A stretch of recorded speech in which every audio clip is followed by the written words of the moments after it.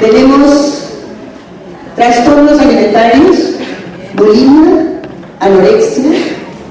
Tenemos problemas muy graves en este momento de depresión adolescente, suicidio, ¿sí? Y de depresión general. La prevalencia de depresión general es alta y no tenemos una sola cama psiquiátrica en Lima,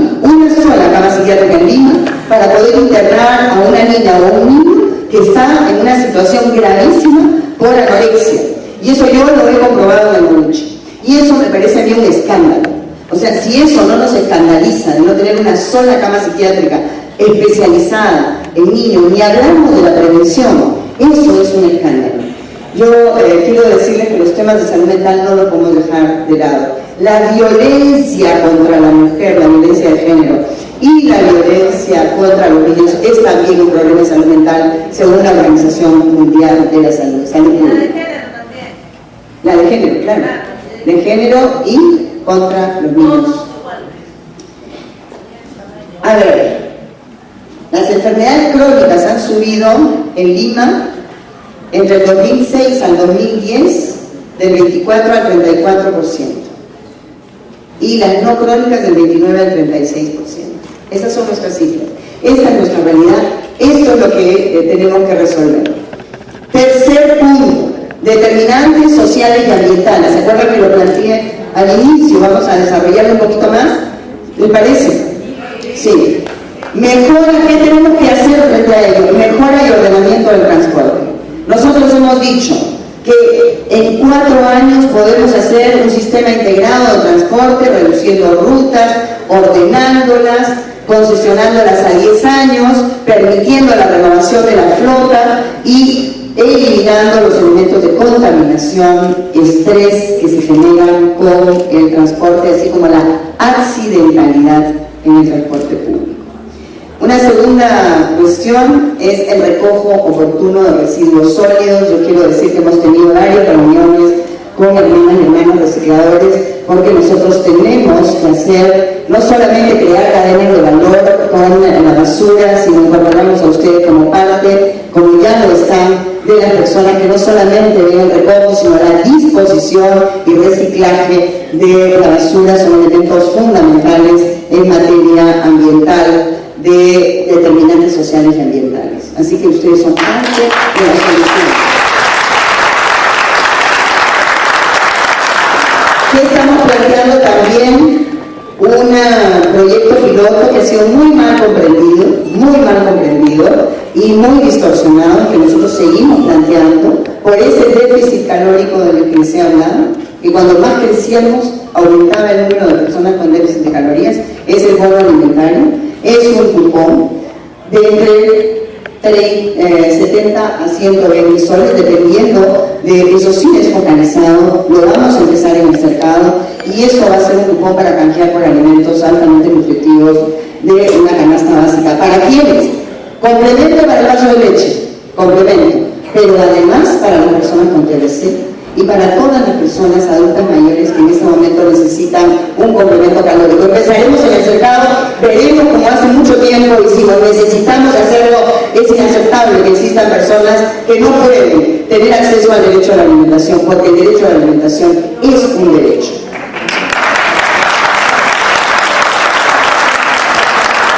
Sigo en el punto 3 y voy a continuar. Apoyo a las pequeñas y microempresas para la generación y mejoramiento del empleo. Si no tenemos empleo, no tenemos condicionamientos generales y sociales, y eso significa que mejoremos la calidad en la inversión, en la competitividad, mercados de abastos y tantas otras formas en las que estamos nosotros generando empleo en nuestra ciudad. Y finalmente, en este tercer punto, educación en salud, es lo que ustedes hacen todo el tiempo. Educar en salud. ¿Por qué en 1991 el cólera en el Perú no arrasó, y sobre todo en Lima, como arrasó en Guatemala? ¿Recuerdan? Las cifras de mortalidad. ¿Por qué por ustedes? ¿Por qué? Por las promotoras, por las redes, por la organización social. Porque si no es imposible. Y esa es la preocupación de nosotros queremos que se ponga un acento muy fuerte en educación y salud como factor preventivo. Cuarto punto. Promoción y prevención deben ser lo prioritario. Promoción y prevención.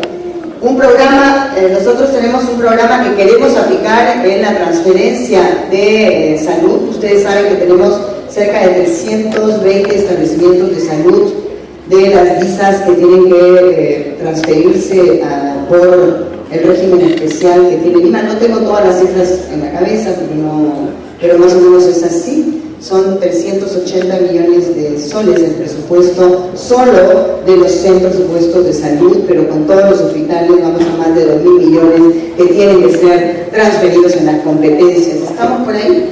¿Sí? Sí, estoy segura, porque esas son las cifras que hemos trabajado con el ministro. En todo caso, lo que nosotros queremos es establecer el programa Salud de Barrio. Es otra mirada, otra manera de trabajar la salud, porque es preventivo promocional, es educativo. ¿Qué cosa es lo que queremos? La promoción de una vida saludable. No atender a la persona que ya se enfermó. ¿Cómo prevenimos la TBC? Eso es lo que nos importa. ¿Cómo prevenimos el VIH? ¿Cómo prevenimos el embarazo no deseado? ¿Cómo prevenimos la discapacidad por accidentes de tránsito? ¿Cómo prevenimos la discapacidad por accidentes de trabajo? Esas son las cuestiones. ¿Cómo prevenimos las enfermedades relacionadas a nuestra salud mental? La prevención y promoción resulta fundamental, y en ese sentido el programa Salud de Barrio también, con las redes de salud, con los médicos, con las enfermeras, profesionales y técnicos, visitando casa por casa. Eso es lo que hacen ustedes y es lo que necesitamos hacer en el atendiendo preventivamente el control y crecimiento de los niños, peso y talla, ¿sí o no? Embarazos, hipertensión, diabetes, todo lo que ya estamos un poco entraditos en años, necesitamos un control permanente casa por casa. Y eso es fundamental y eso lo tenemos que hacer, ya se viene haciendo. Orientar a las familias sobre atenciones especializadas. ¿Quiénes somos? A ver, hablemos entre mujeres, no que tenga algo contra los chicos. Es una cuestión entre las mujeres. ¿Quiénes somos las personas que cuidamos a los enfermos en nuestro? Las mujeres somos las enfermeras en general.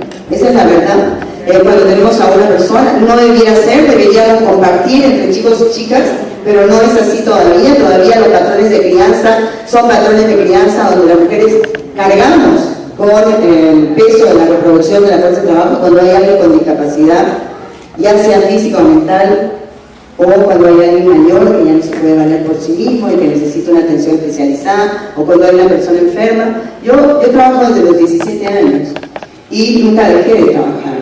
Y tengo 3 hijos y todas las madres sabemos lo que significa tener un hijo enfermo y tener que cambiar, ¿no? Y entonces necesitamos apoyo para nuestras familias cuando tenemos personas enfermas que no están en hospitalización porque necesitamos tratamientos especializados. Y finalmente, necesitamos algo que es central y que nosotros nos proponemos: fortalecer las redes de promotoras, mejorar la relación con los centros y redes de salud. Eso es una cuestión muy importante.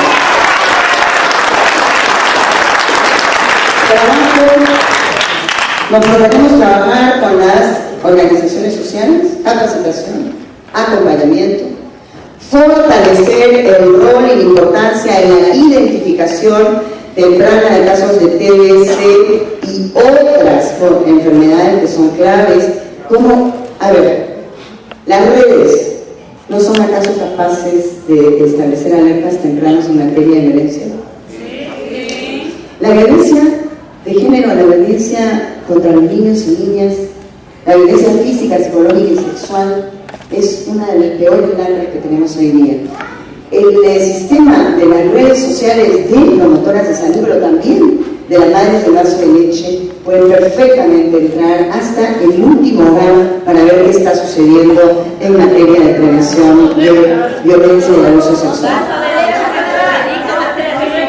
Pero por eso tenemos que cambiar muchas cosas, porque las redes sociales tenemos que trabajar juntas o no. Si no quieren, tendremos que verlo, pero hay que usar todos los recursos de la organización social para prevenir problemas que son después irremediables. Niña abusada o niño abusado está traumado para el resto de su vida. Y eso, todas las redes sociales tenemos que estar allí junto con la autoridad. Fundamentalmente ustedes, promotoras y promotores de salud, defensores comunitarios contra la violencia, eso está funcionando muy bien en distintas partes del país, aquí en Lima. Otorgar a las y los promotores de salud beneficios de atención integral de salud gratuita e incentivos a sus servicios y a sus servicios. Estos cálculos son muy importantes hacerlos, porque puede sonar demagógico y no debe ser demagógico. Yo he hecho estudios personalmente cuando he trabajado con defensoras y defensores comunitarios de prevención de la violencia en distintas partes del país, de qué costo es el que las familias ponen al mes. Y sacaban que en Cusco, por ejemplo, eran 60 soles mensuales por hacer distinto tipo de traslados, papeles, fotocopias, ¿no? Una serie de servicios para ir en diligencias y en tiempo. ¿Cuánto es lo que gasta, invierte una promotora o un promotor de salud de su tiempo diario en solidario? ¿Lo tenemos? No, pero es que no tenemos que hacer lo que tenemos que hacer es cuantificarlo y hacer también algo que es muy importante, que tenemos que hacerlo, y es cuál es el nivel de satisfacción del servicio de ustedes frente a otros servicios. Porque yo creo que si hacemos un análisis de satisfacción de servicio, ustedes van a quedar muy bien paradas. Y esto se ha hecho en el caso de defensores comunitarios de la violencia, y tenemos que hacerlo para saber a cuánto asciende, de qué monto estamos hablando. Pero es un derecho, porque ustedes están aportando un servicio y sin ustedes no tendríamos capacidad de llegar en la prevención y en la promoción. ¿No quieren quitar el seguro? Sí, pues.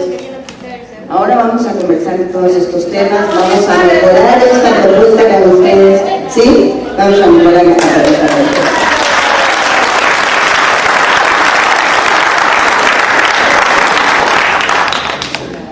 Ya les dije que vamos a subir las competencias regionales de los hospitales y las redes, primero en la capa más simple de los centros de salud y los puestos, y luego de los hospitales. Eso tiene que ser progresivo, pero lo vamos a hacer, lo queremos hacer, deseamos hacerlo.